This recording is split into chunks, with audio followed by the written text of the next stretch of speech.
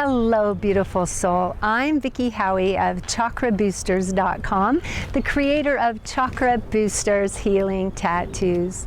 And welcome to this video on the 3 goddesses that can help you boost and heal your sacral chakra. Now today I'm in a public park in Scottsdale, and hopefully we'll even hear playing around me. We might hear dogs or kids or whatever, because this is the perfect place to celebrate the sacral. Because the sacral is about, first of all, the water. It's the water element, and it's about new beginnings, creativity, surrender, play, joy, ease, sexuality, sensuality, intimacy, partnership, emotions. Can you feel that? And it's related to the moon in terms of our natural world, the moon and the water. And of course, the moon moves the tides, moves the ocean water.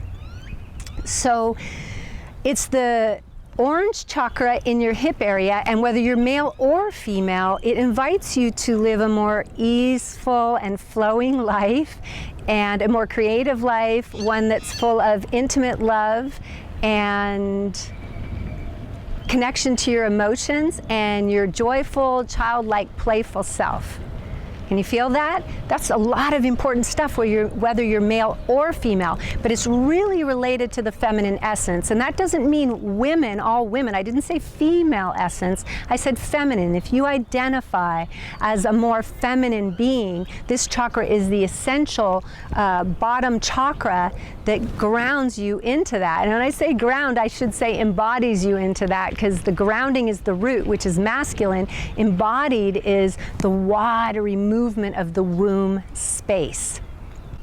So who are the 3 that I've chosen? And if your goddesses aren't here, the ones that you like for the sacral, please share on my YouTube channel or in my blog at chakraboosters.com and tell us who yours are, because the more the merrier with goddesses. So let's start with my first sacral goddess for today. Her name is Ixchel, and she's a Mayan goddess. Her name is spelled I-X-C-H-E-L. And there are different ways to pronounce that word, but I've had basic consensus, and I even talked to a Mayan friend, of someone with a Mayan background, and she said Ixchel. Ixchel. So this goddess is a goddess of the moon. She's a goddess, many call her the jaguar goddess, which is also very sensual. The cat-like movements of a jaguar is sensual. She's known also as Lady Rainbow, because the rainbow aspect is in her name, which I love because of the chakras. Now she's a moon goddess who protects mothers and children and childbirth. And she has been honored by women on the continent of Mexico as they would go out to the islands of Cozumel and Isla Mujeres to honor her for literally centuries. Because honoring her was honoring your own childbearing, your own family, your own fertility. All right, can you feel that? But most of all, she's a weaver of all of creative space, like of reality itself. She's like this master goddess, and she's often shown weaving, which is a huge skill and art of the Mayan culture. So she is the great creatrix. So she unblocks your creativity. She's the one that you would call upon among these 3 goddesses if in particular you want to boost your creativity. Did you hear that? We got a little boop, like boost your creativity, little car alarm. So basically she's the one for that. That's goddess number 1. Goddess number 2 is probably, no, definitely the most known goddess on this list. It's Venus. Also known, Venus is a Roman goddess, also known by the Greeks as Aphrodite. There's a little bit of difference between Venus and Aphrodite in that Venus actually covers a larger scope. She was also known for being not just a goddess of love, sexuality, beauty, and like intimate union, that kind of love, but she was also known as the great victory goddess. The Romans would put up temples to appease her, to make her happy, especially if they lost a war, so that they felt like they could win her favor back to win a war. So she actually is bordering on the solar plexus in some ways, but she was born of water.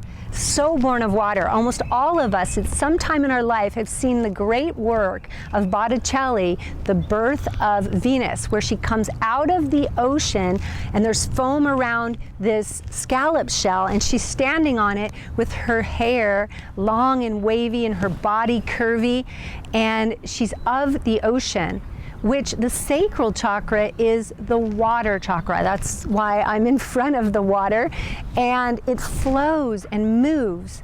I don't know if I mentioned that it's also about moods. Moods move like weather when they're allowed to, when we give them permission, when we don't restrict them, back them up inside of us. They flow like beautiful, cleansing water.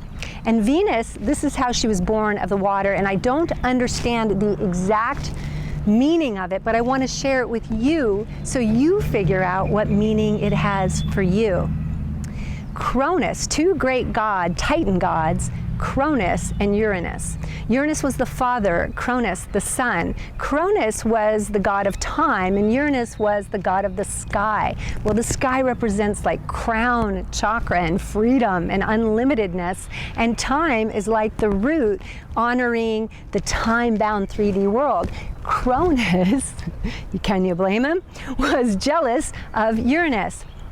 But you maybe can blame a little for what he did do, because he actually cut off his own father's testicles. So these gods were pretty brutal, right? Cut off his father's testicles and threw them into the ocean. And out of those testicles was born the feminine, the goddess Venus on the scallop shell. Isn't that incredible? So all I can really think of, and I'm not saying this is it, but for me there's something about that masculine, right? That double energy, it almost crosses itself out. It's overmuch. So it invites us and births in a surrender. Can you feel that? A surrender. I really, really like that. So Venus, her hair is wavy. She comes from the water that's wavy. She's about surrender and she's about union. She's really the goddess out of this trio that I'm going to share. She's the goddess that you honor, that you go to if you want intimate love, romantic love. And if you want to live in your feminine, male or female, if you want to live in the surrendered part of you and honor the active, more masculine part of the person you're attracted to, of your partner, because Venus is that surrendered oceanic energy. Can you feel that? She's also the mother of Cupid. Cupid, of course, with the arrows and bringing the lovers together. So that's her power. So go to Venus if you're looking to honor masculine energy of those around you, especially a partner who's masculine, and honor your own embodiment of the surrendered feminine. If you want to have a heightened love of beauty and union and romantic love, Venus is your gal. I want to mention one more little controversial thing, and that she was also not just the goddess of victory, but she was also the goddess of prostitution in the Roman times. So that's interesting as well, I think, they took a different view of that activity in that day and age. Okay, so last but not least at all, our third goddess is Ostara. Now Ostara, it's nice and warm here today, spring-like day.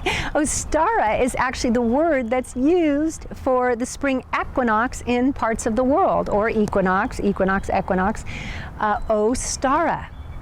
And her name actually comes from, well, first of all, she is a Germanic goddess, Ostara is, but supposedly she was appropriated from the Anglo-Saxons in their goddess Estra. Now Estra is spelled E-O-S-T-R-E. So we're looking at the word that became estrogen, which is the the hormone released by the ovaries, which are the gland of the sacral chakra, which cause us to surrender rather than fight. Whereas testosterone, the more masculine hormone that comes from the root chakra or from the testicles, will make us want to protect or fight. Estrogen makes us want to, it softens us. It literally softens even the skin. Isn't that interesting? And eustress, I believe, is the, I hope I got that word right, is when the animals are in heat, right? Or estrus, we say it. That's how we say it in English, I believe. It's also, we also have, of course, the word Easter, because supposedly the Christian world borrowed from the myths of Ostara. And here's kind of the basic story around the whole like Easter thing. Ostara being all about renewal, newness, fertility, spring, right? And even the union that comes in nature when all the animals want to unify to create babies, to create new things, okay? So she's all about that energy. Well, one year she came very late. So there was a long winter. She showed up very late and she found a dead bird.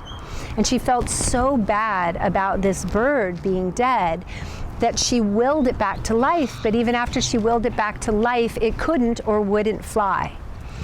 So she turned it into a rabbit, and it became this sensitive rabbit, which is also a very sacral type energy, sensitivity of the rabbit, the fertility of the rabbit. You can look at my series on animals. I share with you the animals that boost and balance each chakra. I'll leave the link below. But that rabbit has a very sacral feeling to it. Can you sense that? And so the rabbit still had enough birdness to it that it could lay eggs. And out of its dedication to Ostara, creating it, recreating it as a rabbit, it laid colorful eggs for Ostara. Okay, so there's different variations on that myth, but I think it's pretty cool. And once again, it brings us back to newness and creativity and fertility and spring energies. So those are our three goddesses, and they each have kind of a specialty area. That's why I pick the three that I do, so that if you're looking for the area of unblocking creativity, especially with new projects, or you're looking to be supported as a mother in your pregnancy journey through birth, because it's actually said that Isha, which is tied in with the jaguar, she used to and she would leave at night because she had a sun god husband that at times would be jealous of her. So she would turn invisible and leave with her jaguar energy and go and be with women who were birthing. And that then turned into the myth that she could just be invisible and be with women who are birthing. So if you're looking for support in pregnancy or birth, or you're looking for support in new creation of something, you could go to Isha and honor her and be with her to take in her beautiful archetypal energy. And if you're looking for union and love, sexuality, sensuality, being in the surrendered, sensual, beautiful feminine, then that would be Venus. No surprise, right? She's known throughout the globe. And if you're looking for someone to tie you into spring and recreation, and most of all fertility, at the fertility phase of anything in your life, especially actually creating a child, then Ostara is your goddess. Those are the goddesses. I'm so glad you've joined me for this video. Next week, we're going to look at the solar plexus goddesses, who are the warrior goddesses. Find out who they are next week. But this week, just enjoy the ease and the flow of the water and the moon, and have yourself a beautiful, joyous week. Blessings.